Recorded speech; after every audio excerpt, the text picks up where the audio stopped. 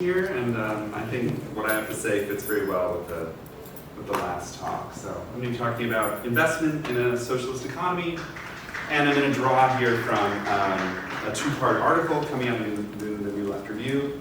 The first part was just published about a week ago, and the second part is forthcoming in about 2 months. And this article provides a framework for what I call, sometimes in the paper, a multi-criterial economy, sometimes a multi-dimensional economy. But I think this is, my answer to the question, what is socialism? More specifically, I think that if capitalism is a society designed around a law of values, a law of value, then socialism is more like a society built around values, and not really a law of them, but specifically about the kind of choice framework that emerges when we have values rather than value. And I think that, for me, is much more fundamental than planning or anything else to define this. But here, I'm going to talk about just one part of this, which is about the structure of investment in such an economy, which is really, to me, its core feature, what gives it its dynamic quality. And, of course, as maybe you can already hear from what I've said, the proposal I'm going to lay out is very similar to the one Pat develops in Democracy and Economic Planning. And what I do here is just really deeply influenced by what Pat and Fikret have done. It really builds on their work. But I'll just say at the front that in my proposal, I really de-emphasize, or maybe shift the meaning of, and I think that would be an interesting debate to have, the role or meaning of negotiated coordination as a mechanism for selecting investment proposals or possibilities. And instead, I try to favor procedures that still function in the context of permanent disagreement and the absence of any possibility of compromise about what kinds of investments we should make. And so the point of the talk is really to think through the theoretical basis and institutional framework for this alternative conception of investment choice in a dynamic but highly conflictual socialist polity. And so before we come to that, I'm just going to say very briefly something about investment in a capitalist society. So, in a profit-driven economy, as I'm sure you all know, firms are rewarded for getting more outputs from fewer inputs, and that incentivizes them both to cut costs and to raise revenues, because there's a direct link between doing that and making money. And this pressure to be efficient in economic terms, or in an economic sense, not in an ecological sense, importantly, shapes not only day-to-day operations, but also patterns of long-term change. Firms, as you probably know, invest in process innovations that streamline production. Marxists tend to overemphasize those sometimes at the expense of the other side of it, which is product innovations that open up new markets. And in a neoclassical sense, both of these are efficiency-enhancing innovations, not just cost-cutting, but also revenue maximization. And what's very important about this process is it unfolds extremely chaotically in a very disorganized way, but it has a very powerful selection mechanism at its core, which keeps the system moving forward.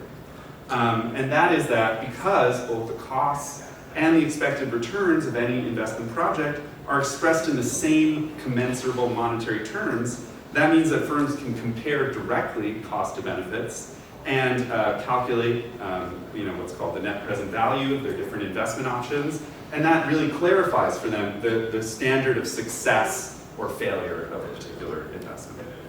And the result over time, again, very chaotically, very wastefully, but also very experimentally and innovatively, and people were talking a little bit about entrepreneurship, which I think is a very important concept to think about here, but the result over time is that capital flows toward projects that tend to offer, or seem to offer at least, the highest anticipated payoff, again, in monetary terms, relative to economic costs. And it's a very efficient, if wasteful, system, but it also comes at really major social costs, as we all know.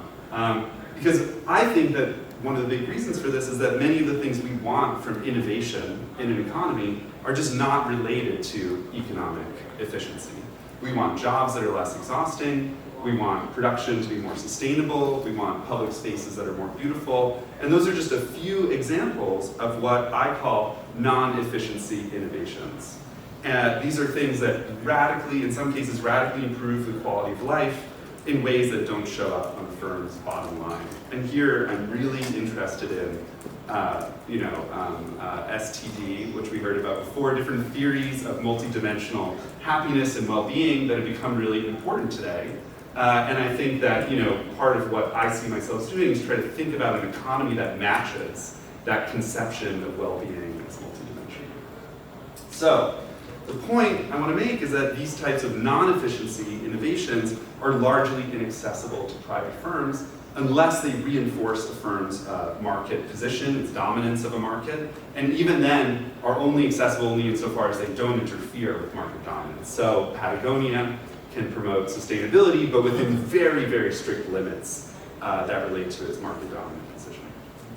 And so what I think is that a multidimensional economy wouldn't reject efficiency. Efficiency is a very important value that people have for many reasons, but it creates space for and rewards a much broader range of innovations. And so when we do that, if we can open up the economy in that way and pursue both efficiency and non-efficiency innovations, we can get the economy to better match what people actually need, and we can build an economy where producing things in a way that makes people happy is not like a fundamental obstacle that the economy can't really work around. So, of course, to do that, we have to rewire investment. And here, I know I'm making a lot of assumptions about this crowd, because I'm just saying if we want to build this kind of complex, and I think of it as a higher order complexity society that we're trying to build, not a more simple society, but a more complex one, a multidimensional economy, it's going to require getting rid of profitability, it's going to require getting rid of private ownership of firms, and it's going to require getting rid of the large financial system of banks and venture capital firms that sit on top of and organize this pursuit of profit and through profit efficiency. And I recognize many of the ways that capitalism, obviously profit, can come from many things, externalization of costs, deepening exploitation of workers, and so on, so there's sources of profit that don't have to do with efficiency, but I'm thinking here about how to access also all these other positive goals.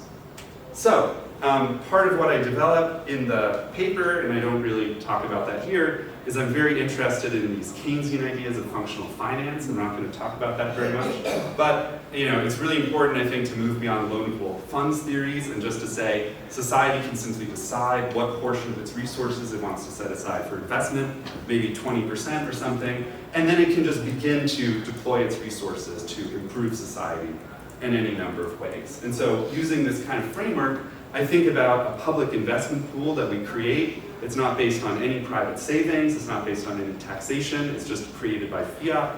And it allows us to allocate each year some portion of this money to projects that we think will do the most good, not in terms of monetary returns, because there are no such returns in this framework, but in real terms of improving sustainability, care, health, meaning in people's lives, or whatever else people happen to think is important.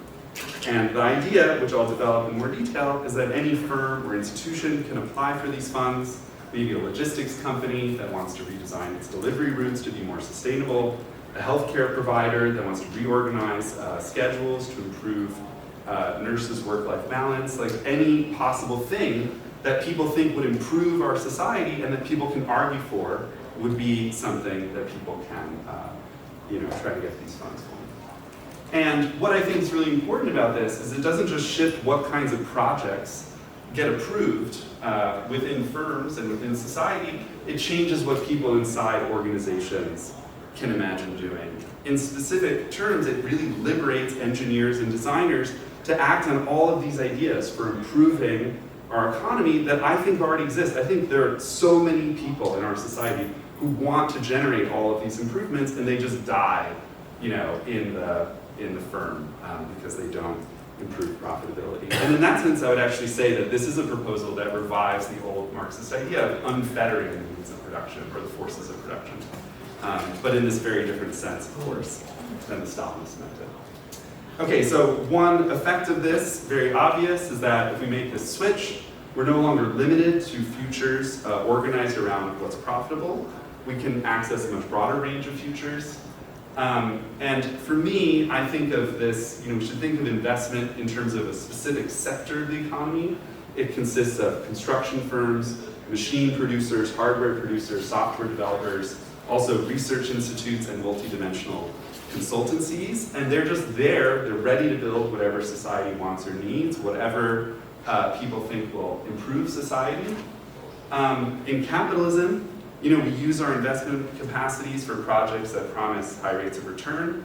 When profit doesn't flow anymore, investments stop flowing, and it causes this very turbulent boom-bust cycle.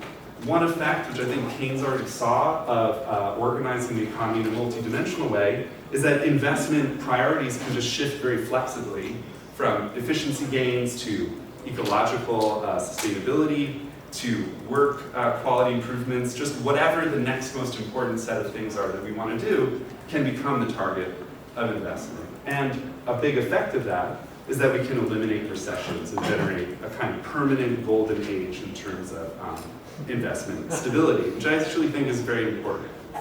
But it also raises a new challenge, which is how do we decide? We have so many different things we can do to improve society. How do we choose among our options? And this, for me, is the really crucial concept that emerges if you think through the idea of a multidimensional economy, which is that we have to make fundamental choices across alternative futures, which futures are viable, worth pursuing, and so on, but are in many ways mutually incompatible, or at least have to be prioritized. So my claim here is that in this new system, we can still make rational decisions about what to fund, but we have to change the meaning of economic rationality.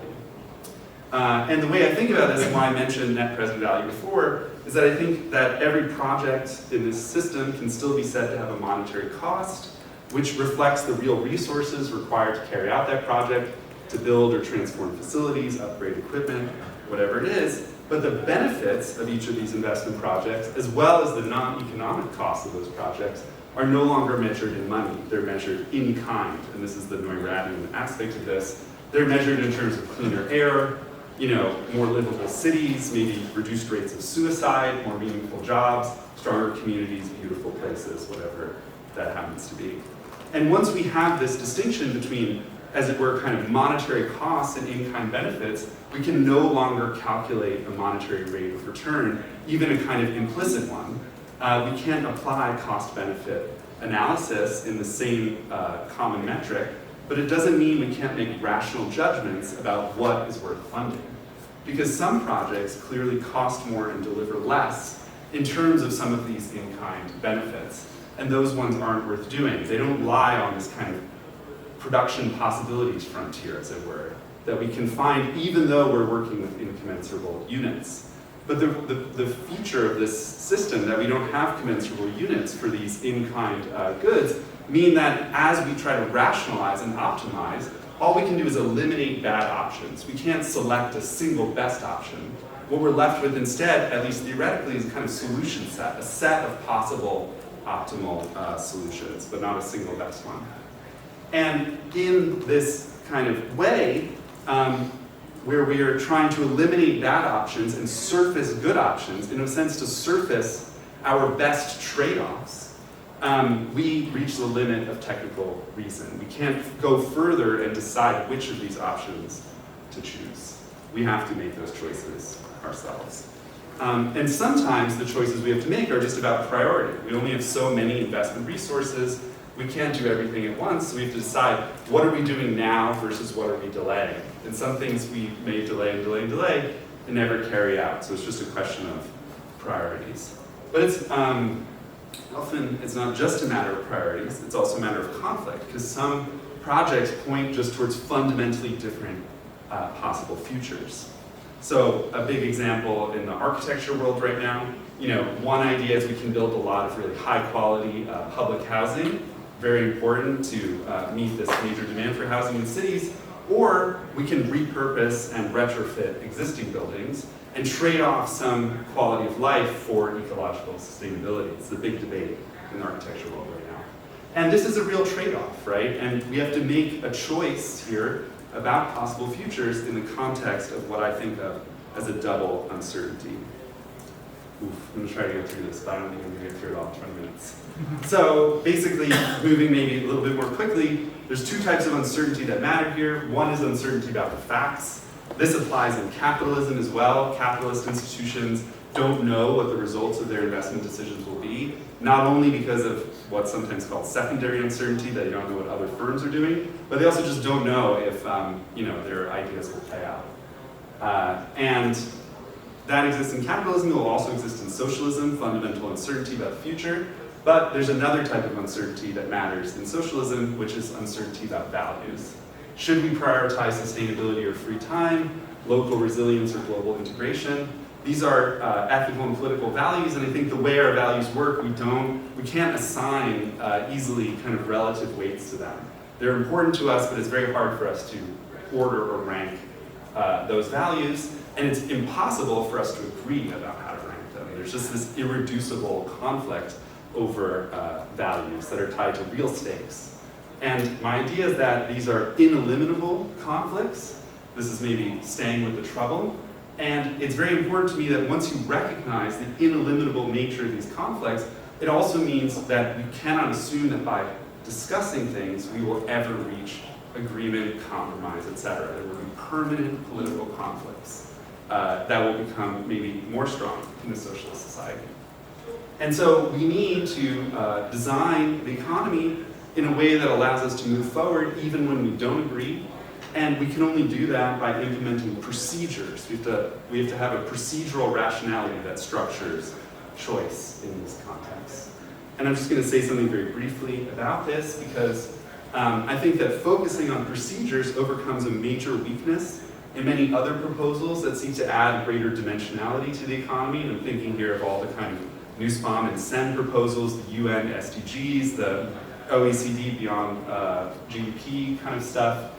I think that all of these proposals are structured on this idea, this neo-Aristotelian idea, in fact, that we can agree on what the relevant dimensions of the economy are, that we can list like 17 aspects of well-being or something like that. And then not only say what they are, but also how to define them, how they should be measured, and in some cases even how they should be prioritized relative to each other. But these are all deeply political questions on which people reasonably disagree. And not only that, I think they're questions that people need to be able to continuously and politically organize around to fight for the futures and values that they think are important. And crucially, one feature of that is also by creating new values or redefining values. And I think here about, sustainability as a value, sexual choice as a value. Society moves forward by inventing and redefining values, and leaving a space for that is incredibly important. And so by focusing not on what are our values and how do we define them and measure them, but rather choice procedures across like concrete options for moving forward into the future allows us to sidestep the question of how many values there are, and I think also to generate what I call an n-dimensional economy. That is not just a multi-dimensional economy, but an economy that can have any number of dimensions, and where participants in the economy can have very different ideas about what their values and what the relevant dimensions are. Okay, so I only have a few minutes. But, what are these choice procedures? How are they organized? As in Pat and Vickers' model, they should happen primarily through investment boards. And I will just skip over this and just say, in this model, there's different investment organizations, not just investment boards that handle different aspects of the thing. But investment boards are a really crucial site. The financial plumbing of capitalism has been dismantled. Firms are crucially no longer responsible for generating through their own activity resources for investment. They can't do that. They're banned from doing that. They can only focus on operational decisions. And so investment's going to flow through this public system. It's going to be based on functional finance. And funds are going to be distributed across investment boards, maybe 20 of them. I won't give you even a second to read that. And how much each sector receives, each board receives could be done in all different ways. I'm not so caring about the particular political procedures for assigning budgets to these boards. But what's really important to me is that they are kind of hard budget constraints, that the boards have a fixed investment budget and they have to spend that budget. And the spending of the budget is what generates the procedural rationality of the investment board. So firms are going to submit proposals, maybe different kind of organizations too, for all these different ideas they have about changing the economy. And these proposals, again, are structured with clear costs that can be measured in commensurable units, but with benefits that are measured in kind and then can't be commensurated. There can be technical reviews that help find the frontier of production possibilities, But that frontier, again, has no single optimal solution. There's many different possibilities for moving forward, and that requires a decision. And to me, it's very important that it requires some specific procedure, i.e. a vote. There has to be some way that we vote on which proposals to fund. That means having something like, and here again, I don't really care how it's done. There's many different ways of thinking about what these boards should do and how the people on them should be selected. As Pat and Fick would say, I think it's very important that there be stakeholder groups like workers, users of the output, community members, maybe technical experts. But the point is, I think sortition is not an option here for this, because sortition doesn't work when what we're talking about are real political differences over selection of futures that reflect, real fundamental conflicts within society. People need to be able to organize around those things and express them through these political decisions that staff these boards. And the point is that once these boards are constituted, the membership of them, they should make decisions in the context of a budget constraint about which of these proposals are worth funding. And of course, proposals that receive the most votes are the ones that move forward up to the limits of the budget. Just very briefly, this could involve still a lot of deliberation, negotiation, compromise, coalition formation. But it's also very important that people could support the same projects for very different reasons. This is the n-dimensional character of it. People can have very different values in forming their selection of which proposals to move forward. It would have to be possible to veto proposals, to arrange a vote to veto proposals that undermine values that people care about, where the non-economic costs are too high. It has to be possible to force a runoff. So you have to have a very highly structured version of this. But the whole point of it is that it will be very chaotic. It will also be to some extent incoherent. But that will be a virtue of this proposal because it allows things to move forward in a very dynamic and experimental way in the context of permanent ongoing disagreements about ways forward. So I'll wrap it up there. Thanks so much, and I look forward to your comments and criticisms.